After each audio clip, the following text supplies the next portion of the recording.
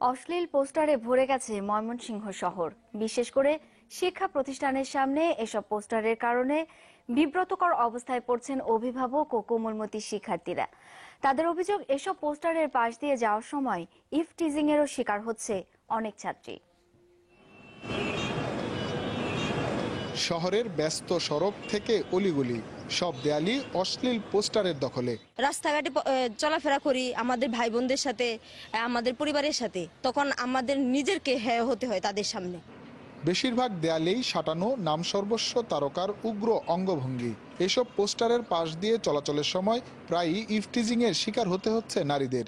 রাস্তাঘাটে এসব পোস্টার থাকার কারণে যে বখাটে ছেলেরা আছে তারা মেয়েদেরকে উত্ত্যক্ত করার একটা প্রয়াস পায়। ছেলে বা মেয়ের সামনে সাথে থাকলে অনেক সময় বিব্রতকর পরিস্থিতি সৃষ্টি হয় যে আমি সামনের দিকে আগাবো না পিছের দিকে না কি করবো না করবো, এরকম একটা লজ্জাস্কর অবস্থা সৃষ্টি হয় আর কি। এইটা পরোক্ষভাবে ইফটিজিং এর সুযোগ সৃষ্টি করে দেয়।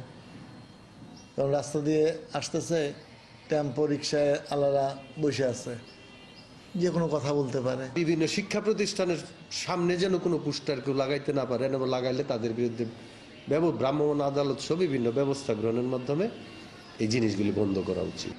অশ্লীল চলচ্চিত্র প্রদর্শনে জড়িত এক শ্রেণীর অসাধু ব্যবসায়ী, এদের বিরুদ্ধে ব্যবস্থা নিলে পাশে থাকার আশ্বাস ময়মনসিংহ চেম্বারের।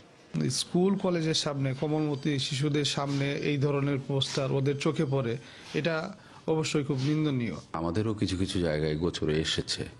আমরা আশা করছি যে খুব সহসায় এগুলো আইনানুগ ব্যবস্থা গ্রহণ করব। হুসাইন শাহিদ, যমুনা নিউজ, ময়মনসিংহ।